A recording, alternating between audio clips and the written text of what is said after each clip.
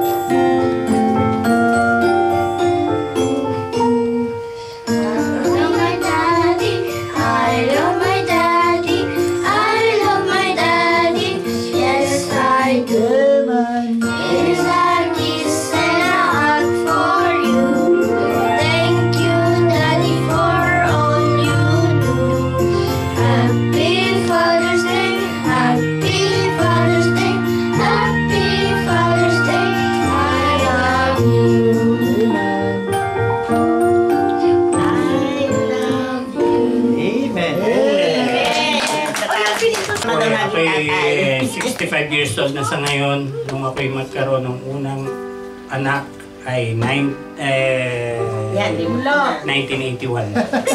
Amen. So kayo na mag-compute kung ilang taon na ako ay tatay. Bagamat muna ako'y namumuhay sa buhay na malayo sa Panginoon, iba ang buhay na nakamulatan ng aking mga anak. Kung kaya't napaka-importante sa isang ama na ang kanyang mga anak na naiga-guide sa tama. Kasi kung ang isang ama ay godly father, mai-guide niya ang kanyang mga anak at may magiging godly din ang kanyang mga anak. So, ako'y nagpupuri sa Panginoon at although hindi pa naman huli ang Panginoon nga ay pinatawad yung magnanakaw at the last minute ng kanyang buhay, nakilala ko din ng Panginoon bago pa mahuli ang lahat. Kaya ako'y nagpupuri, papasalamat sa Panginoon at ako'y naging father ngayon na itinutuwid ang mga bagay na dapat ay ituro sa mga bata na nauukol sa Panginoon. Amen. Hindi, ako naman hindi ko na halos matanda. Kailan ako naging father bago naging father uli. So sabihin na natin siguro mga 1982 karoon na ako ng anak. At noong mga panahon na yan hanggang sa ngayon, nagkaroon pa rin ng mga sumunod pa, ng mga maliliit. At siguro lately na lang nang ma-realize ko rin na darating din yung pagkakataon na kailangan umalis ka na doon sa dati mong kinagawian at mag-concentrate ka na doon sa talagang totoong buhay kung ano ba ito. Amen. Tulad nung pagtanggap sa Panginoon. Amen. Dahil kahit sabihin mo nung araw na tinatanggap mo nga ang Panginoon pero hindi naman tama sa nangyayari. Bali on and off na nandun ka sa Panginoon. Minsan nandun ka sa kabila, minsan nandun ka sa simbahan, minsan nandun. So hindi siya naging consistent doon sa sinasabing pagtanggap sa Panoon. So nito na lang last year, doon na lang ako bali masasabi na naging matagumpay sa pagtanggap sa Panginoon. Kaya ako'y nagpapasalamat sa mag-asawa, kina Brother Jerry at Sister Annie, at sa LBBC. Dahil kung hindi rin dahil kay Pastor, kung paano siya magpaliwanag, kung paano siya magbigay ng mga salita na ipinapapaliwanag ng Panginoon sa kanya, siguro baka hindi pa rin ako na nakukumbinse na ang Panginoon ay talagang buhay at lagi siyang nariyan. Amen. So, amen. At maraming salamat sa sa mga tumulong at nag-guide sa amin. Amen. Amen. Pastor Manuel, ako'y labing limang taong tatay na, no? Dahil ang aking panganay ay 15, no? At turning to 15. At kami po ay may supling na 3 anak, 2 babae at 1 bunsong lalaki.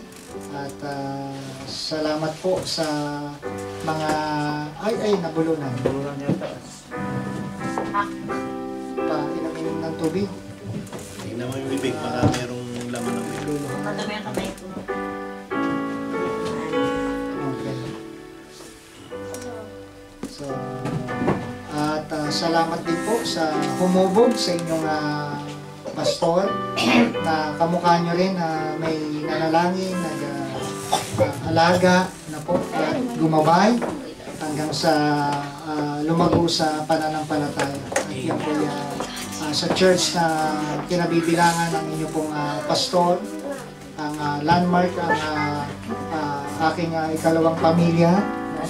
So yung aking biological family ay hindi rin ako nailid sa kalooban ng Panginoon, kundi ginamit ang kaibigan, no? Para ako'y makakilala sa ating Panginoon. So, at ganun din ang aking may bahay ay si Ma'am Lisel na katuwang sa gawain hanggang ngayon. At yun po. Amen. So, magpapakilala din. Ako po si Brother Jerry po. At, Hindi nyo pa kilala. ako po ay naging tatay nung 24 years old po ako. So, magto-25 na po ang magto-25 na po ako na tatay. Matanda na po kung ating titingnan dahil yung half po ng aking buhay, magpo-49 na po ako, is almost half ng buhay ko at half ng half ng tatay ako, naging tatay ako, amen. So, ganyan po ang sabi ng Brother Robert kayo na ako po'y nagpapasalamat dahil nakakilala po ako sa ating Panginoon dito na po sa Italia. Siguro ito rin po ang kalooban ng Panginoon na ako po'y makarating dito, no? At nakilala ko po ang ating Panginoon, no? At ito po ay malaking pagpapala sa akin. May bahagi ko rin po ang salvation na ito sa aking may bahay at ganoon din sa aming mga anak. Na ito po ay napakahalaga na investment, sabi natin, sa sa buhay, no? And yun nga, nag-usap nga kami ni Sister Annie, sabi niya, siguro ang maging investment na lang natin is yung maglingkod sa Panginoon. Amen. Dahil hindi mo alam yung buhay mo nasa gitna ka na. Amen. Huwag mo nang isipin yung kung paano ka payayaman. Magpayaman ka na lang sa pagpunta mo sa langit, sabi dahil yun ang importante. Mas mahaba ang buhay doon pagkatapos ng buhay natin dito sa atin, no? So yun po ang sinasabi ko sa aking mga anak, lalo na sila ay medyo bata-bata pa.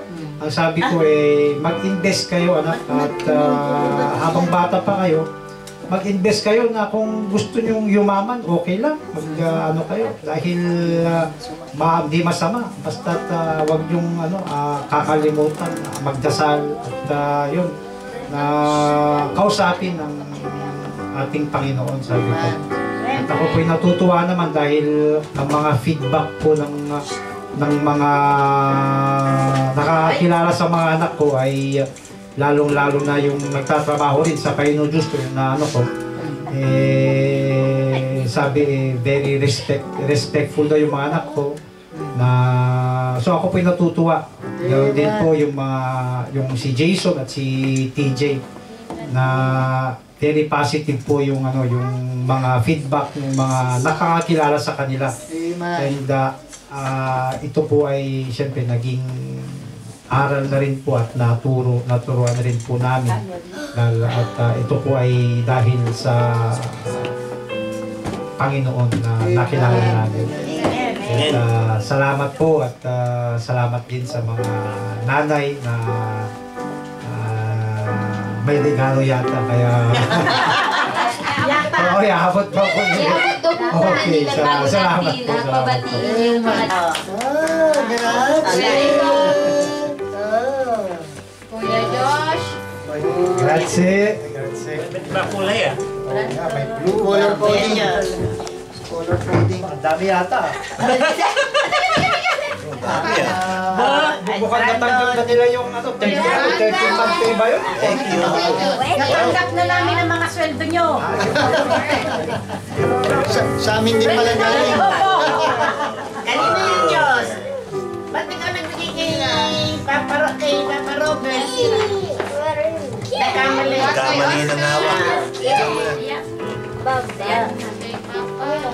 Kay daddy mo yan po yan.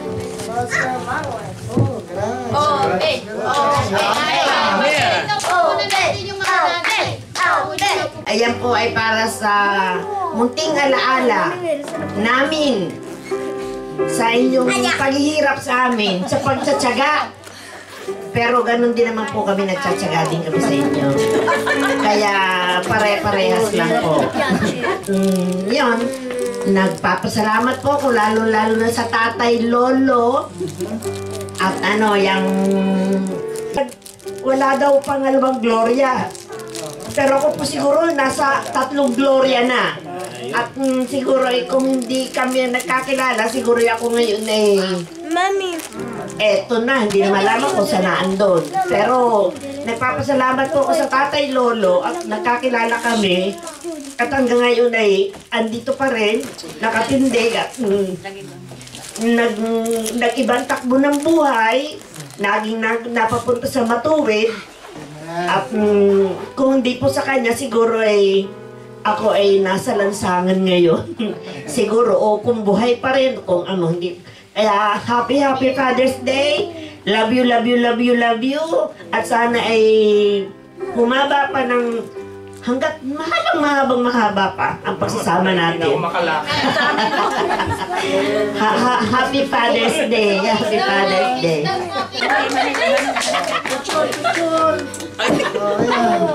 Para may ebidensya. Ay, naghihintay. ay pinapakitay kita ng Happy Father's Day in advance at salamat sa pagiging mabuting tatay. Amen! At ipagputuloy lang natin yung paglilingkod sa Panginoon at yun lang, konting pasensya sa bata. Sa bata o sa ina? Mabait ako, tita. Ayun lang, Happy Father's Day at saka always love you. Dito mo Amen! O kiss daw! Ako muna. Oo, siguro Daddy, there is none like you, and I thank God for the Father He made you to be. So loving and so selfless.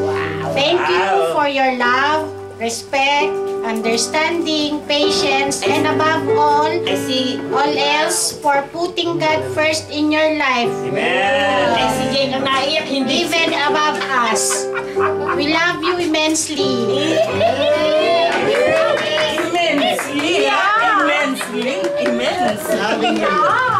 Lovingly yours, Tita Deli.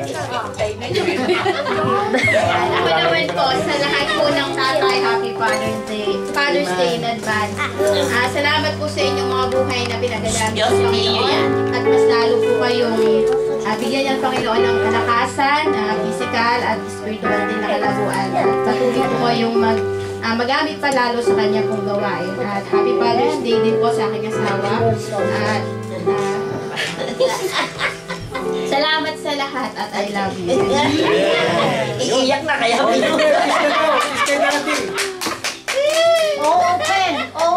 Lost without you. I'm so grateful for all you've done.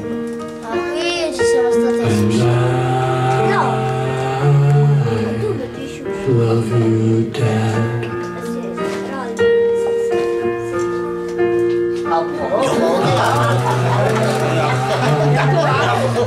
Nakikista ako na. Pag-iinom pa siya noon. Taba mo to, no? Ang taba namin noon. Sa pisina. Sa pisina. Ang taba kami. Sa airport yan sa Roma. Yung ente namin sa Sometimes I take for granted the gift to me you are. Si Justin. But even when life's busy, in my heart you're never far. And I love you, Wow. Dad. Yan, si Tito Lapid.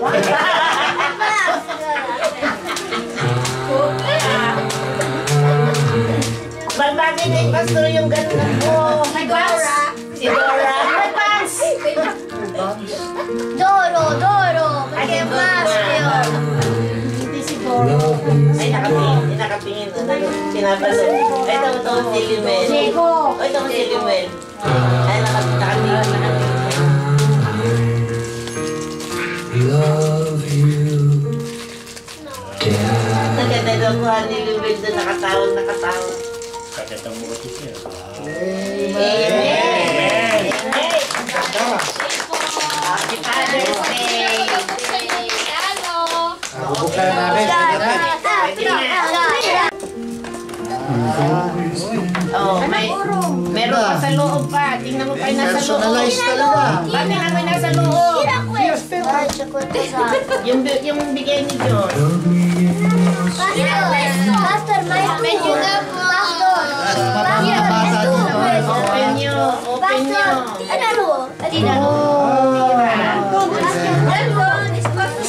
Brandon. A dance night isn't easy, Daddy, apri, tira. and it's not Tira yung krabata. Yung ano. Sa taas. Sa taas. Lamaya, wow.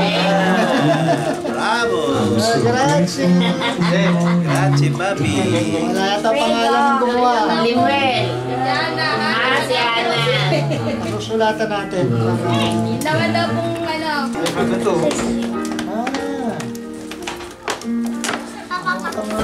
sometimes I take for granted Pang church to ah.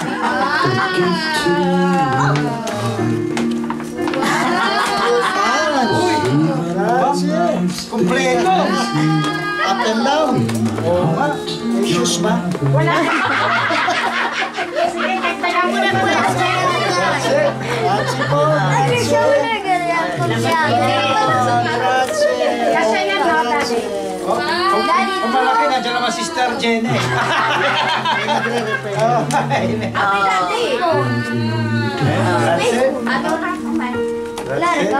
Susuka. Magkano kaya mga...